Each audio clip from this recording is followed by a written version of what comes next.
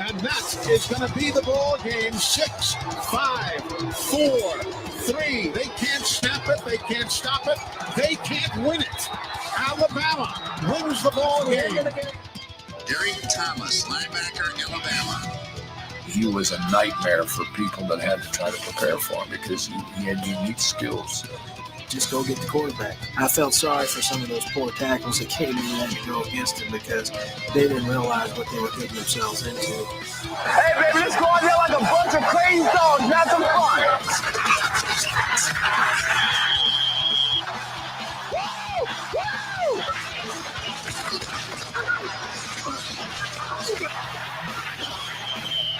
Son, I got to do that in this.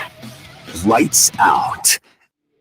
Sacking the cornerback is just like you devastate a city, or you cream a multitude of people. I mean, it's just like you put all the offensive players in one bag, and I just take a baseball bat and beat on the bag. So each time he came over there, I tried to tear his damn head off. Let's play some football. Let's play some football.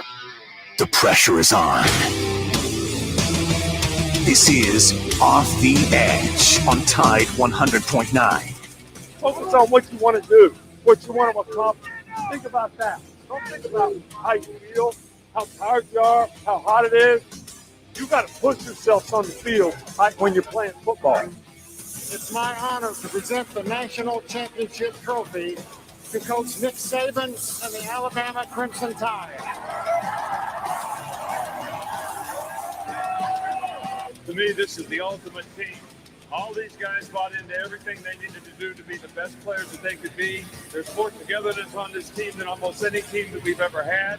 And they had to overcome and persevere so much adversity through this season, and they've done it magnificently. And I'm so proud of this group for what they've been able to accomplish and going undefeated and winning the national championship.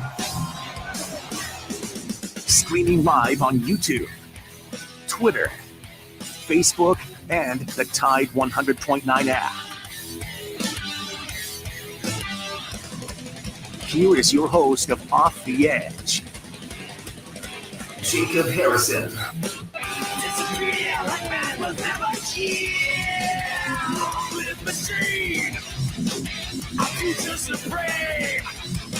Your man overthrown. Spit out the ball. Hello there. Good morning. Welcome in to Off the Edge, Tide 100.9, your home for Alabama Crimson Tide Sports. Jacob Harrison here with you. Joe Gaither behind the board. It's a great day to talk some Alabama football. We got a bye week coming up. Time to get recharged and refreshed. 57 minutes of just enjoying Alabama beating down Tennessee 52-24. We'll take your phone calls here in a little while. We'll hear from Nick Saban, what he said after the game. You can, of course, call the show 205-342-9904. You can also check out the live streams, Facebook, Twitter, YouTube, Twitch, at Off the Edge 109. You can also enjoy the show live on the Tide 100.9 app. Of course, available to you on Apple and Android devices. Also want to give a quick shout out to Alabama Vintage. Doing a great job over there, 2210 University Boulevard, under the Crimson awning across from City Hall. It's starting to get a little bit cool. I'm wearing a jacket, guys. That's when you know the weather is good. When I'm wearing a jacket, Joe wears a jacket all year round. But when I'm wearing a jacket, that's when the weather is exactly the way it's supposed to be. It's starting to get cold, and I love it. But if you need a jacket, you want something with that vintage feel, it's there. It's at Alabama Vintage. They got starter jackets. They got sweaters. And you can kind of bring out a new kind of fashion with your Alabama Crimson Tide fandom to go alongside with it. So go check them out there. Find them on Instagram at Alabama VTG on the Instagram account. Find those brand ambassadors. You'll get 15% off your order by finding their special codes there on the Instagram account as well. So Alabama winning big over Tennessee. It feels good, man. And this year was first year that, I wised up. I went to R&R Cigars. I was already there on Thursday, but I made it a point before I left, got my victory cigar, got an upsetter, which was what Reagan recommended to me because, He's doing a good job over there. And man, I enjoyed it. It felt good just to light it up and take in that tradition. It felt good to make it 15 in a row. And like I said last week, from a younger person's perspective, this rivalry is different. And you know, I retweeted what Josh Pate said on his show last night, and what a great perspective. Josh Pate's a superstar in this business, but what a great perspective, right? With the older crowd, you know, they've lived through so much more, you know, with this rivalry. There's a reason to truly hate Tennessee for the things that they did to this program, to this university, and you know, lighting up that cigar means something different. But for this younger crowd that I'm a part of, it's more of just business as usual and doing what you're expected to do. And yeah, Tennessee got their hits in. They surely did, man. They brought a fight, and it's good when they bring a fight, man. It's good for college football when these you know, less fortunate football teams with less talent put their cleats on, buckle their chin straps, and come out and hit the big dog in the mouth. It's better for the sport. It can be a little bit frustrating, especially when, you know, Alabama imposes on themselves a lot of opportunities for the Volunteers to do some of the things that they did, but that makes it better. That makes it better. That fuels the rivalry, I think. I agree. Tennessee doesn't need to win.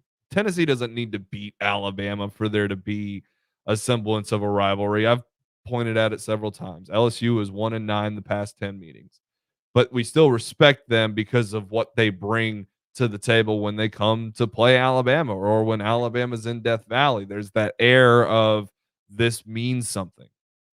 And when it's Tennessee, it means something slightly different. It means you're expected to do what you did on Saturday. You're expected to handle your business and go out there and hand it to the Big Orange and feel good doing it.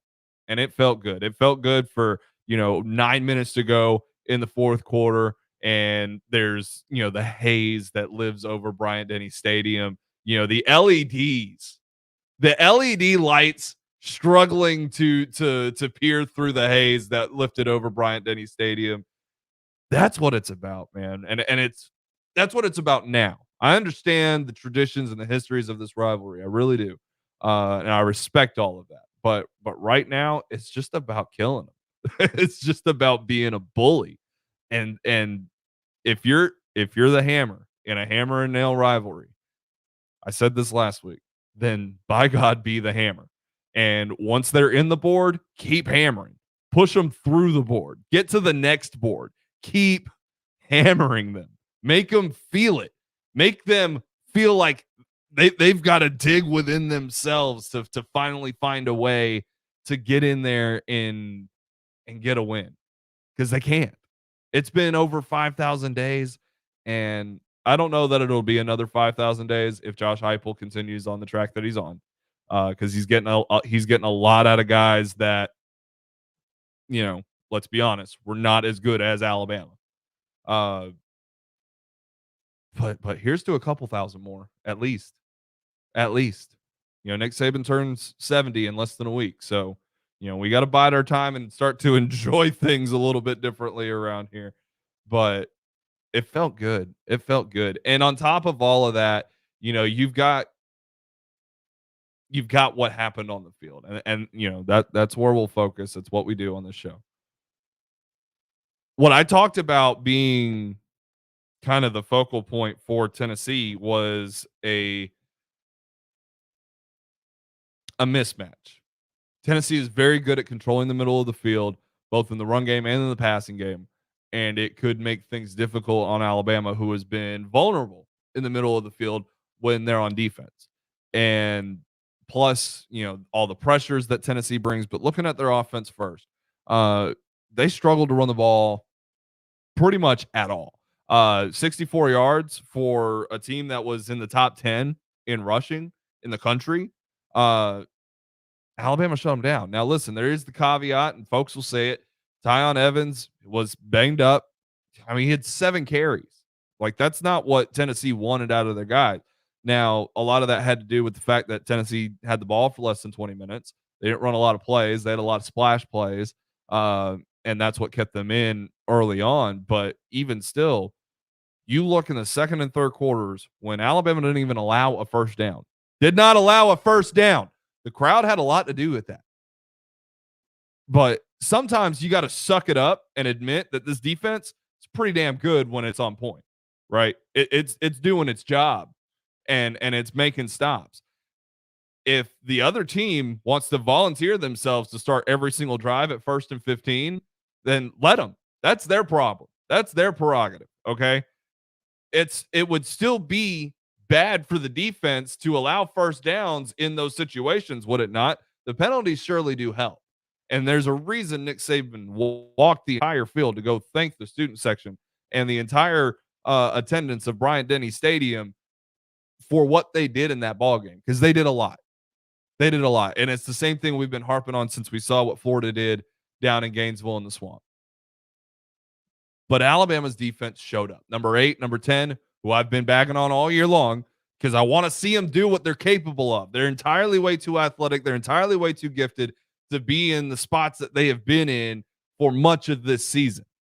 And that's not being aggressive and not meeting runners in the hole and not getting stops within 3 yards. I joked with Carrie on the postgame show Sunday morning that, tackles can very much mislead you. And maybe one day in the future, a next-gen stat will be tackles behind the line of scrimmage, tackles within 3 yards of the line of scrimmage, tackles within 8 yards of the line of scrimmage, and tackles that were given that were made after a first down. Because we could have gone into this game and said, "Oh, Henry To'oTo'o, man, he could have like 13 tackles again." He's been getting 13 tackles all season. Okay, his numbers look good, but they're they're misleading. Saturday he had like 6 tackles. But they were good plays. They meant something. They were at or near the line of scrimmage. That's where linebackers are supposed to be making their plays.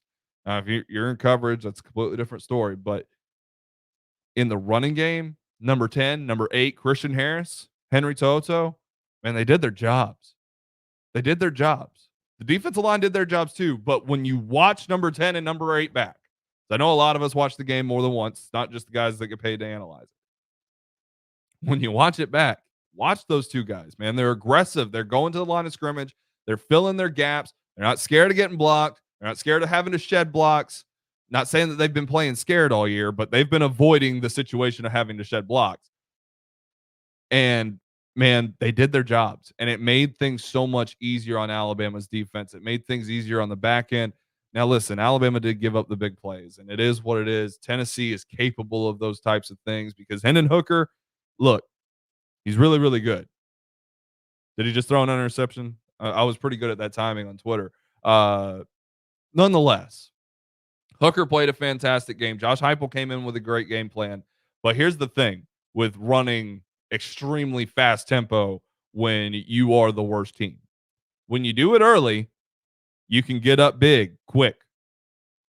But if you continue to do it, once that team that has more talent than you begins to catch up, you now have put your defense in a position where not only are they less talented, they are more exhausted because they have been on the field for a long time. So now you've got guys who are already smaller, weaker, slower, playing smaller, weaker, slower. Twofold. And that's kind of what happened to Tennessee. And it's why that's why the levee broke in the fourth quarter. Alabama outscored them 28-7. They get the one big touchdown because Josh Jobs looking at the sideline and not on, his guy. That's where focus comes into play. And who knows what was drawing Josh Jobs' attention. Maybe it was Pete Golding or a defensive back coach yelling at him from across the sideline. Maybe he didn't get the signal, and maybe that's on Jordan Battle or Henry To'oTo'o. Who knows? But that's what happened. And as much as you don't want to say, well, stuff happens, well, sometimes stuff happens. And stuff happened about 4 or 5 times for Tennessee to get into the spaces where they were to help keep this game close. Because even through 3 quarters, and 2 of those 3 quarters, they didn't get a first down. But offensively, man, how are there still doubters of Bryce Young? How are there still doubters of Bryce Young? What does he have to do? What does he have to do? And don't answer that question.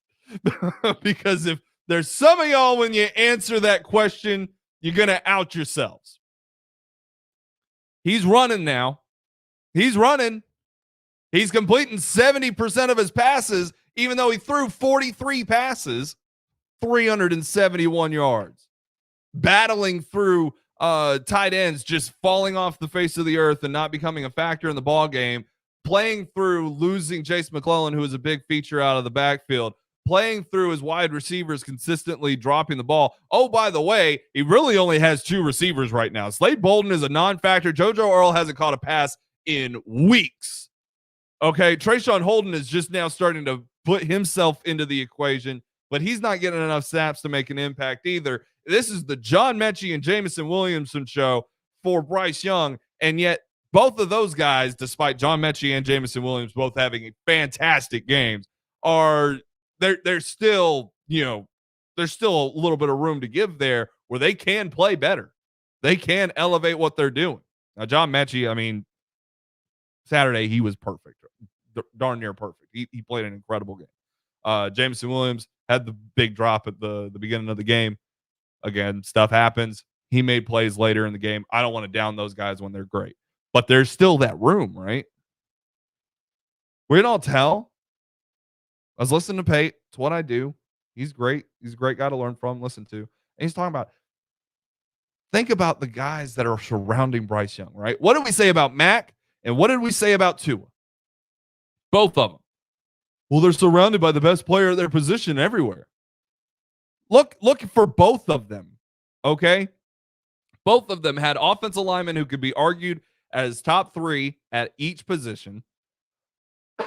Both of them had wide receivers who could be argued, based off of, being the number 1, being the number 2, being the number 3, tops at their position. Now, tight end has always kind of been what it was, but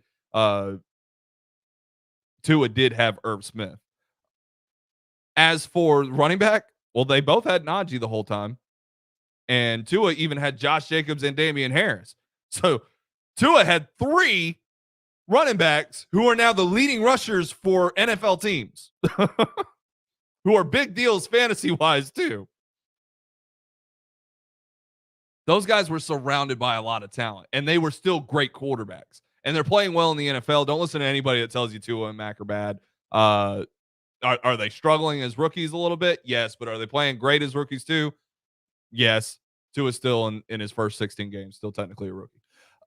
With Bryce, none of that is the case.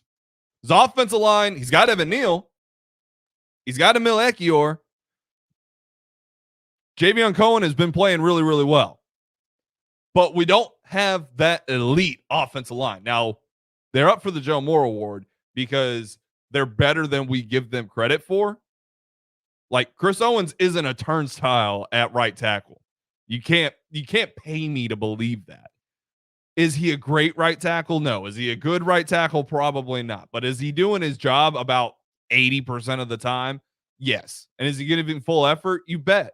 You bet. He's a leader on the team, regardless of what his performance may lead to, because he's out of position. He's a center, but he struggled to get the ball to Bryce Young for whatever reason. So maybe in the NFL, he's a guard, but he ain't a right tackle. But that's where he's playing. Damian Dalcourt hasn't been playing super well for most of the season, but he's not horrendous. Okay. He'd still start for about 125 teams. Brian Robinson. We all love Brian Robinson, right? 26 carries, 107 yards, 3 touchdowns. He's got 13 touchdowns on the season. He's been a workhorse. Is he Najee Harris? Is he Josh Jacobs? Is he even Mark Ingram? No. He ain't Trent Richardson. He ain't Derrick. He ain't none of those guys, man. John Mechie. Is he any of those rideouts? Is he Julio? Is he Calvin Ridley? No. Jameson Williams isn't either. These tight ends, as talented as they are, they've fallen off the face of the earth over the past few games. Well, maybe after this bye week, things will change. But I don't know what else you want out of Bryce Young. He's not playing with bad players. And I'm not even trying to begin to argue that. But he is not playing with the same kind of elite talent. He's playing with elite talent, but not the same kind of elite talent as his predecessors. And yet he's playing better football than all three of them. Tua, Jalen, and Mac. All of them. He's playing better than all of them. He's playing better than any quarterback that's ever taken a snap for Nick Saban. And that's big for me to say, because I'm a big Tua Tagovailoa guy. Out of his mind good. Oh, but he's not completing enough deep passes. What percentage of deep passes is good enough for you? Because I want you to look at Tom Brady. I want you to look at Josh Allen. I want you to look at Russell Wilson. You maybe back off of Russell Wilson. He's pretty damn good at deep balls. But look at any quarterback and tell me how good they are at deep balls, because it ain't no 70% completion percentage on passes 25 yards or deeper for anybody. Okay. Can he be more accurate? Yes. But is he playing in, what game are we in? What game was that? 8th? That was his 8th game? Are you kidding me? And now he's unlocking this thing. This isn't an evolution. This isn't a, I saw it worded so many different weird ways where it's like he learned how to run the football. No, this is things that he did at Mater Dei, but he has unlocked them because A, he's allowed to now. He's allowed to within the framework of the offense because it's better than getting sacked. And B, he's unlocked that within himself to feel the confidence to say, hey, nothing's there. I got to go. It's better than forcing the ball. And when he goes, it's Johnny Manziel. I can't see anybody else but Johnny Manziel running around back there. The mannerisms, the stick skills, the juke moves, the awareness and who's around him, when to get down, when to fight for yards. It's Johnny Manziel like. And if that doesn't scream Heisman Trophy to you, because he's 100% a better quarterback than Johnny Manziel ever was, I don't know what else you want. I don't know. I can't fathom wanting anything more out of your quarterback, except for him to be like 3 inches taller. What else do you want? He's incredible. And he's not going to win the Heisman Trophy as the best quarterback to ever play at Alabama. Okay. And I don't know. I've said it 100 times. I don't know if he'll leave Alabama as the best quarterback to ever play here. By goodness, he is the most exciting, though. And I said he could be. He already is. He's the most exciting quarterback to ever play here. He makes all the plays, man. Does he make freshman mistakes? Yeah. He hasn't played a full season, man. You can say, oh, well, Mac didn't play a full season. Mac was 5 years into college football when he was a full-time starter. You don't get those same kind of excuses, especially when you played a lot of mop-up duty and finished the season for a guy that was hurt and played in some really big games. You don't get that. This guy is not 20 years old yet. Okay.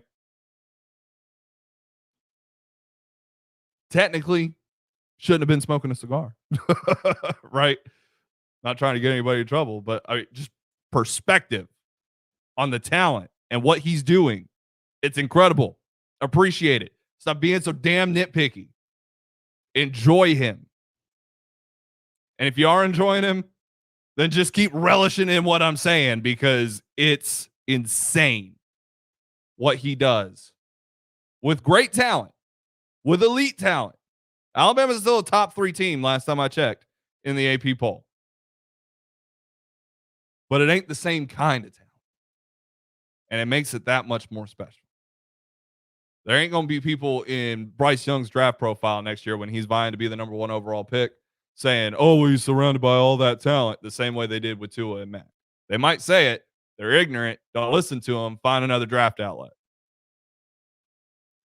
The only complaint they should have is that he's not 6 foot tall. That's about it. We'll take a break. We'll take Lewis's phone call. We'll look at some of these comments during the break. You can always join the comments for the show, whatever stream you're on, and we'll certainly take a look at those and make them a part of the show as well. But This is Off the Edge. This is Tide 100.9, your home for Alabama Crimson Tide sports. Football season's here. Time to cheer on the home team. Another team you can get behind is BMW of Tuscaloosa, your hometown BMW dealership. Our roster of players is here to ensure you draft the right car. Our starting lineup of new 2021 BMW vehicles is stacked with all-stars, including 7 sports activity vehicles, each crafted to balance dynamic power, spacious interior, and impeccable design in ways only BMW can. Visit BMWofTuscaloosa.com or stop by to get to know your hometown BMW team. At Lowe's, we believe fashion and function should live together, especially when it comes to flooring. That's why we put together a showroom with the top stylish brands like Bruce Hardwood, SmartCore Luxury Vinyl, and Satori Tile, all known for their reliable durability. See everything our showroom has in store for you. Order now and get it installed with help from Lowe's. Home to any budget, home to any possibility. Install available in-store only and through independent contractors. See Lowe's.com for details and licensing. U.S. only. Ask big. Have you seen our artisan-created diamonds? If you've been in a room with one, you can't miss it. Tom Osmond from Fincher and Osmond. It's a diamond like I've never seen. And he's seen a lot of diamonds. Ask big. At Fincher and Osmond, you can put artisan-created diamonds side by side with mined diamonds. When you see it. More importantly, when she sees it. FincherandOsmond.com. McFarland Boulevard between Edgar's and Local Roots. Tide 100.9 Tuscaloosa weather. Occasionally cloudy this afternoon. The chance of a few scattered showers, maybe a strong thunderstorm in spots. The high 79. For tonight, becoming mostly fair, a bit cooler, the low 49. And a beautiful day tomorrow, a sunny sky with a high at 70. I'm James Spann on the ABC 3340 Weather Center on Tide 100.9. It's 71 degrees in Tuscaloosa. Follow Off the Edge on Facebook, Twitter, and YouTube for live streams and instant analysis. Off the Edge with Jacob Harrison continues.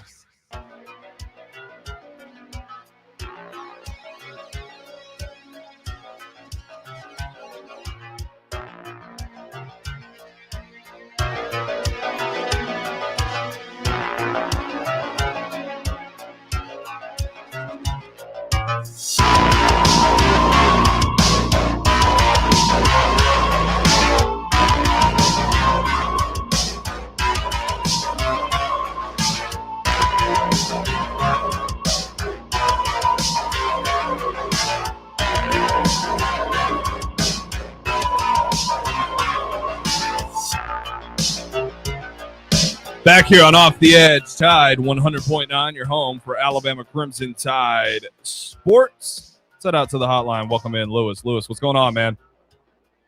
Hey, enjoy the show. Hey, I've got a quick statement, and I want to get your input on it if you don't mind.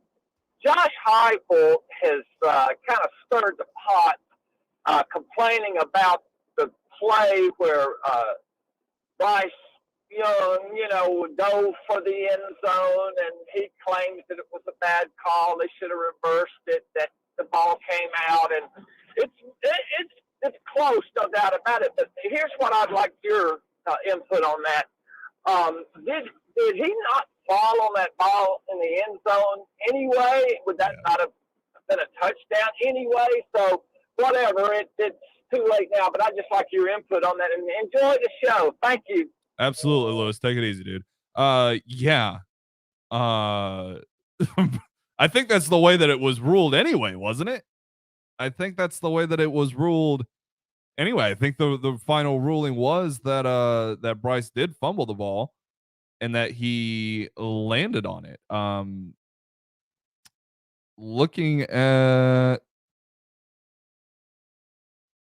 Well, that they don't have it listed the correct way. It'll take too long to find it on the stat sheet. Either way, with that play, if you're getting riled up about that one, I mean, it was a little bit late in the circumstances to be kind of complaining about that one. But I think that I'm like 89% sure that's the way that it was ruled, was that that Bryce did fumble the ball and then landed on it in the end zone. There's nothing really to cry about there from a Tennessee standpoint. I mean, first of all, if you're Josh Heupel, man, you just got to be proud of what you guys did, the way that you performed. and take that as a moral. I don't like moral victories any more than anybody else, but man, take the ones that you get. Take the ones that you get. And I think you got one. The final score does not indicate how close the ball game was. The final score indicates how how ridiculous the so here I did find it. Young rushed for 6 yards, gained to the UTK 0, fumbled by Bryce Young at the 1, forced by Jalen McCullough, recovered by Alabama, touchdown. Previous play is under review. The ruling on the field was confirmed. So the ruling was confirmed to be exactly what it was called on the field. Is that Bryce fumbled it and he landed on it. Touchdown. Easy stuff, right? You know what else Bryce did fantastically? And I mentioned everything that I did in the first segment, and without mentioning the fact that he won SEC Player of the Week on offense. Alabama was 15 of 20 on third down. And he picked up 4 first downs, including the 2 touchdowns, with his legs. But he was some stupid, ridiculous stat on third down where he was like 7 of 10 and then I think 8 of 11 at one point for first downs. I'm absolutely insane on third down. Offensively and defensively. You kept Tennessee to 2 of 13. That's how you win games, man. 33 first downs to 10 for Tennessee. Running 92 plays to their 54. It's a lot easier when you're able to play ball control. Because, see, I think Alabama's already learned something that Tennessee's about to have to learn. Because the Alabama defenses in 2018 and 2019, 2018 wasn't very good. But in 2018 and 2019, what were some of those teams' biggest problems? It's the fact that Tua and the wideouts were scoring too damn fast.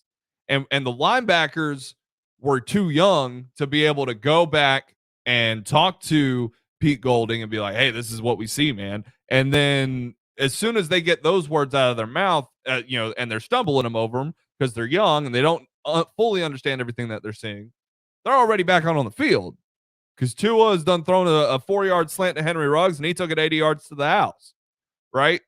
So your defense was at a disadvantage from the word go. And that's what happened to Tennessee a little bit.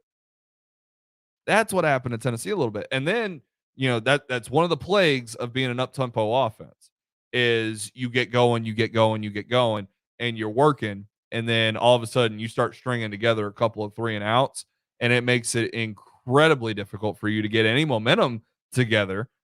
So yeah, check this out. Second quarter, 3 and out, 3 and out, 3 and out, half. 3 and out, 3 plays and a field goal. That's how Tennessee spent the second and third quarters. That's unsustainable. And you're moving so fast, all of those plays lasted a minute and a half or less. Alabama, the only drives where they lasted a minute and a half or less was the end of the game, the 3 and outs at the start of the third quarter, 6-play drive that didn't go anywhere, and the fumble. Everything else took off a chunk of clock. They did have one drive that was 4:75, a minute 41 off the clock. That was Jameson Williams' big play. There's something to be told when it comes down to time of possession and manhandling a football game. There's a way to have finesse and throw the ball primarily and still be a dominant football team in terms of running the football and possessing the time of possession, or dominating the time of possession. And that's kind of I feel like that's the progression that Alabama is trying to make. They doubled the time of possession. This is exactly what you want to do. 40 minutes of the ball game, Alabama possessed the football.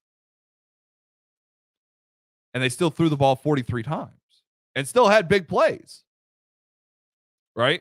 You still had the 65-yarder to Jameson Williams, still a 28-yarder to John Mechie, a 27-yarder to Cameron Latu, a 26-yarder to Trayshawn Holden. You're still making big plays. It's possible. That's where a full team domination comes into effect. Even though the score was kind of close there for 3 quarters, there still was that era of domination from Alabama. And it's something that you really can take and appreciate as a Crimson Tide fan. So it all comes back to dominating on third down. So when you're 15-20, it's hard for anybody to come after you because you still got the ball. Getting to third down 20 times, not ideal. Converting 15 of those, very, very ideal. That's the story of the game for Alabama. And you hear Nick Saban on a regular basis talking about we need to be better on third down. We need to be better on third down. And sometimes, and John Mechie did this. When John Mechie was asked after the game about third downs, he's like, I think we could have done better. It's like, son, you converted 15 third downs. That's more third downs than Tennessee even faced. You can be better. I get it. Curtis got an interesting question right here on the Facebook. What's the take on Greg McElroy comment about the refs should have called the late hit out of bounds?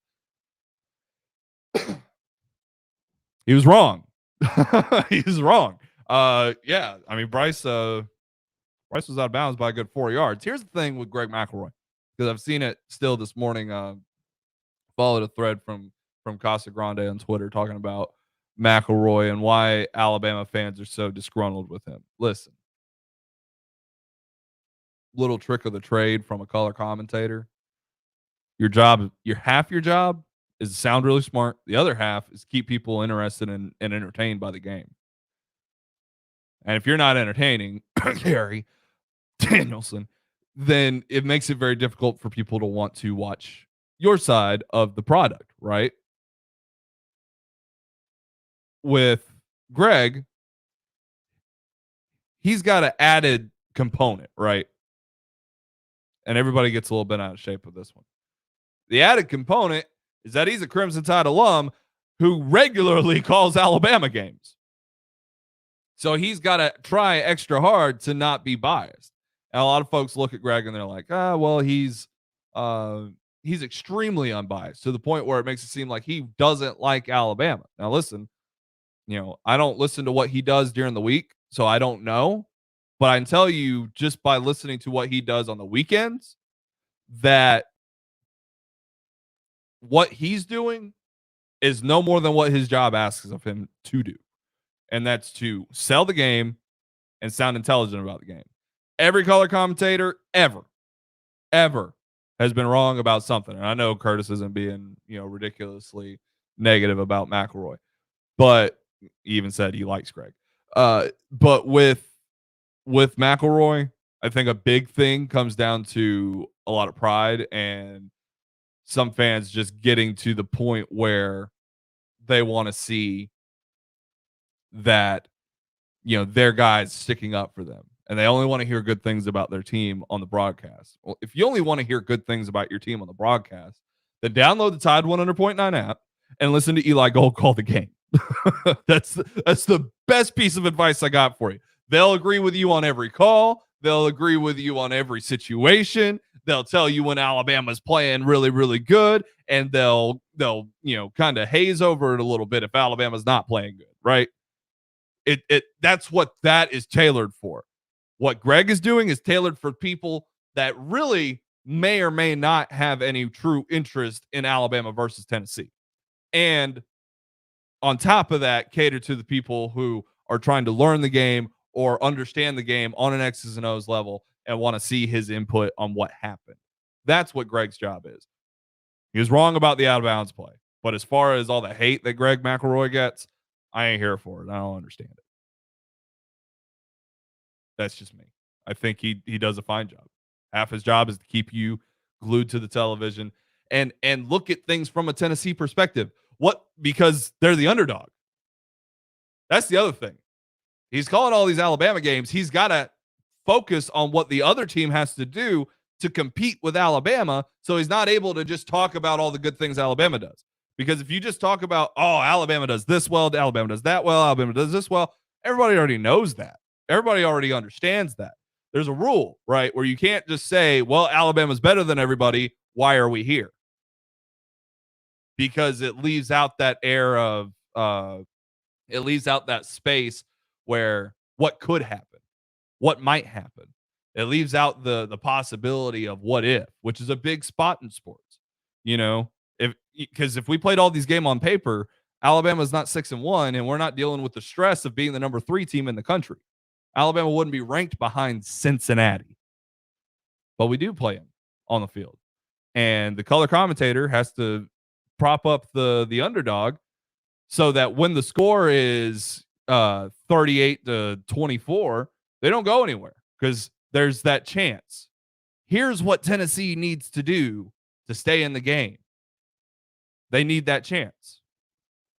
And a fan that wants to see a good football game wants to see if Tennessee can pull that off.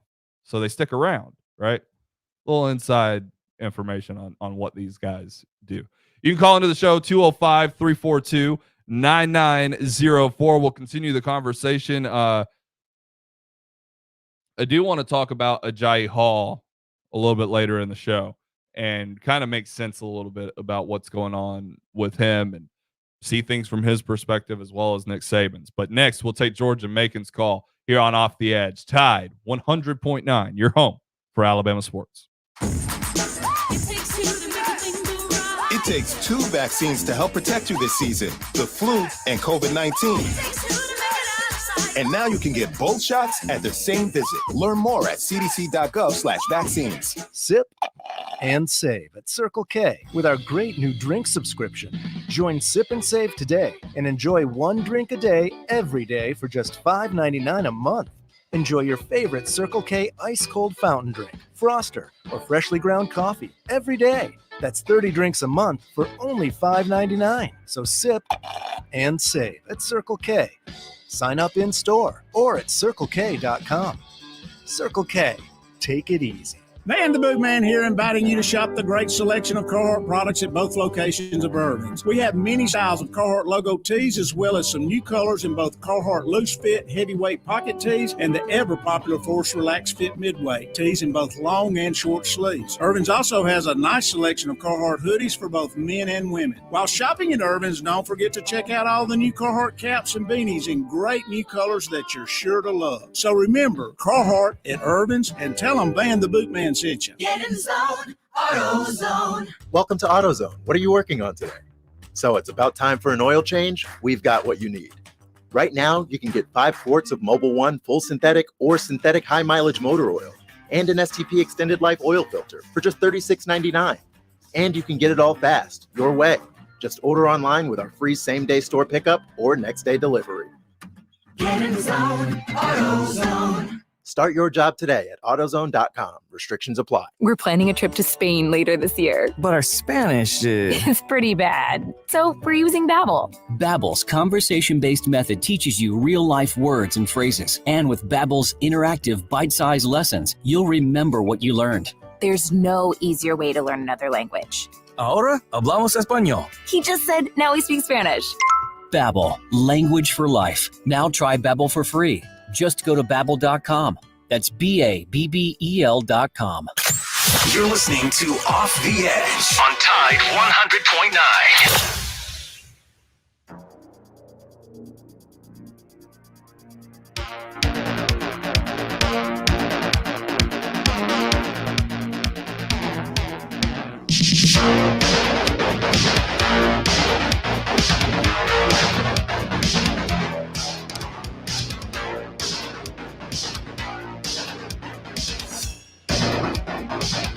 Back here on Off the Edge, Tide 100.9, your home for Alabama Crimson Tide Sports. Jacob Harrison here with you. Joe Gaither behind the glass, and we'll jump out to the hotline and welcome in George from Macon. George, what's going on, my man? Nothing much, Jacob. How are you doing? Doing good, man. Doing good. Okay, just a couple of comments. Whether they're quick or not, I'm not sure. But I was listening to Gary's show earlier before yours, and they were talking about Tua and how, in my opinion, I think he's played great to really be a second-year guy and didn't play much last year because of injury and this year because of injury. And I think his stats are pretty good. But my question is this, and it seems like the national media, like Gary was saying, is really pushing the Deshaun Watson thing. And here's a guy who has 22 counts of sexual misconduct. And if anybody else had that, they would be burning them at the stake.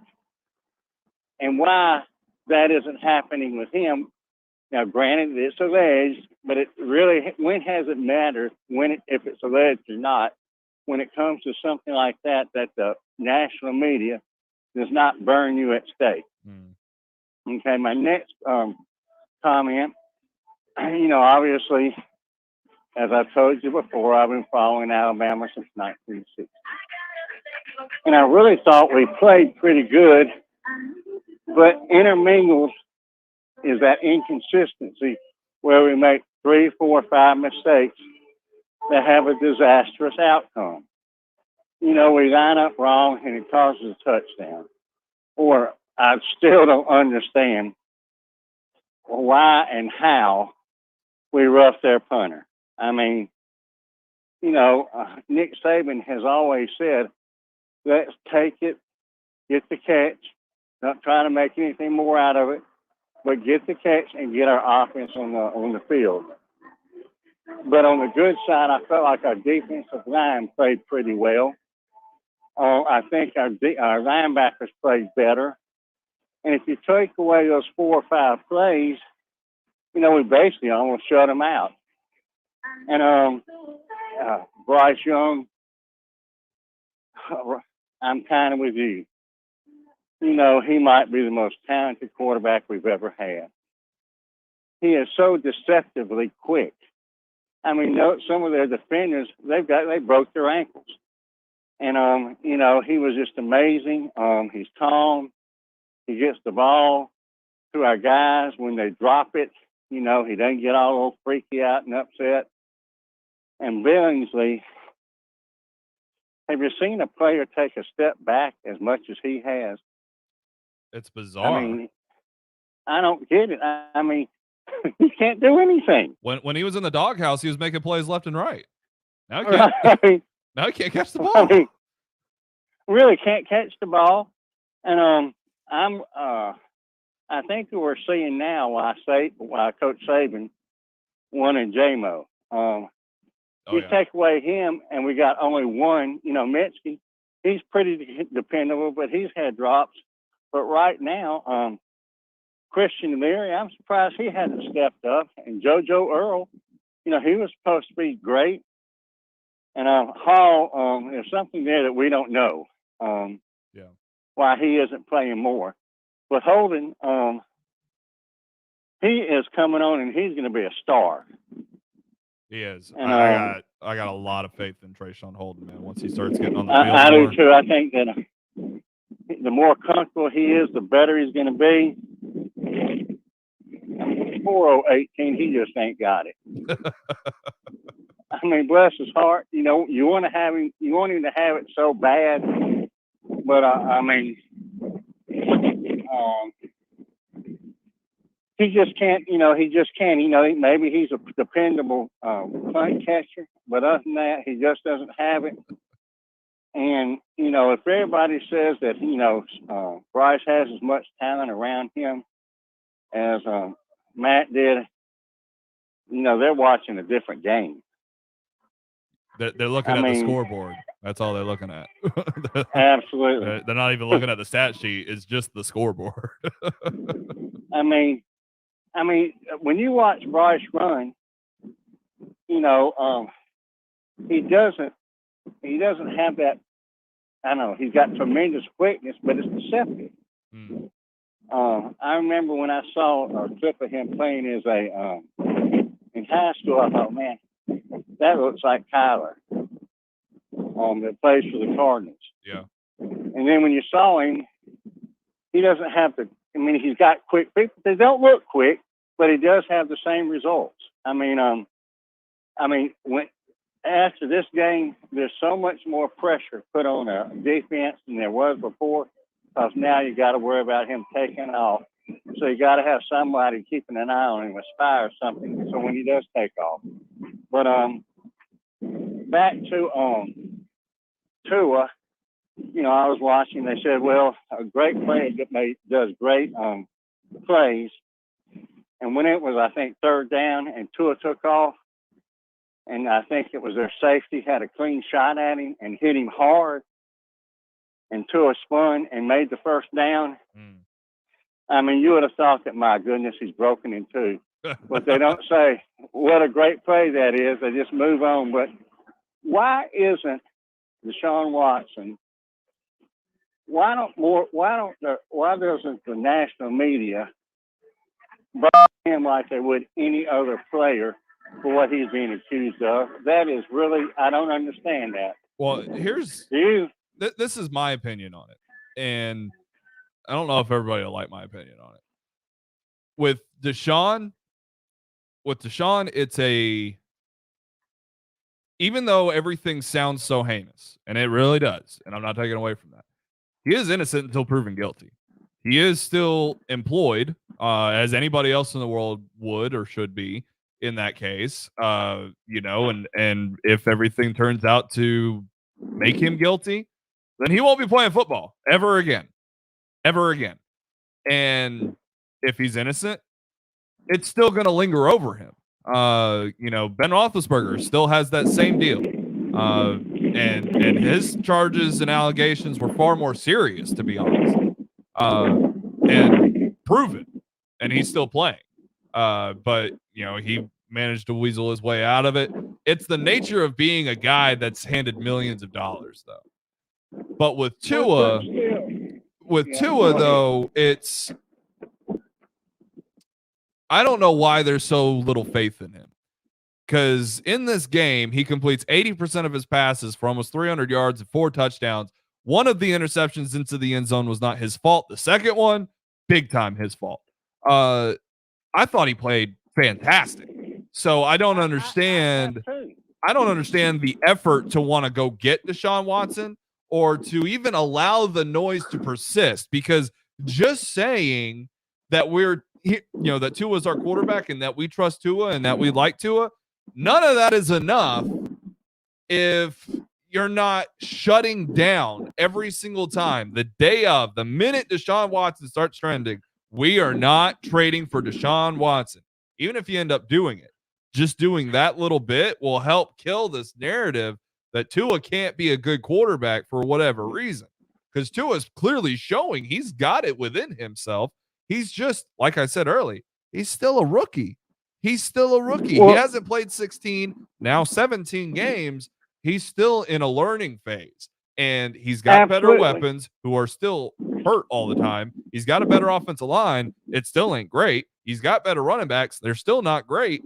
He's working with not a lot here, and he's doing a good job of it, I think. Oh, I agree with you. Know what? Other than maybe a couple of quarterbacks in the last 10 years, that their first year and a half, none of them have done what Tua's done except Justin Herbert. I mean, and granted, Deshaun Watson was decent his rookie year, but he wasn't super fantastic. I mean, I don't know why. I don't understand. Here's the problem. Patrick Mahomes in his first full season as a starting quarterback threw 55 touchdowns. That's the problem. That narrows it down on everything. If you're not Patrick Mahomes, we saw it a couple years ago when Matt Ryan had a fantastic rookie season. Yeah. So then it was like, well, if you're not worth starting right out the gate, you're not any good. Well, now if you can't live up to Patrick Mahomes, now we got problems. George, I always appreciate your call, man. Okay, I see that. But one last comment. What if Mahomes had his first year that he's having now? What would you say? Andy Reid probably wouldn't still be the head coach of the Kansas City Chiefs. I see later, Clark. Take it easy, George. I mean, really and truly, I love Patrick Mahomes, but George has a point there. Mahomes is playing terrible, and I would know all about it because Joe is killing me in our fantasy football game this week because Mahomes put up like 7 points. And then Sam Darnold got benched. And Happy Tight Ends Day didn't do me no favors. Joe's killing me, man. Joe didn't even have a win in our fantasy league. I was 5-1. Destroying me. Nick Saban will speak here in about 5 minutes. The Jay Barker Show will follow that. Oh, Nick Saban will not speak? Still waiting on an email, so that tells me he's not talking, I guess. I guess we just learned that at the same time. The Jay Barker Show's up next. Ryan Fowler to follow. I'm Jacob Harrison. That's Joe Gaither here on Off the Edge. Tide 100.9, your home for Alabama sports.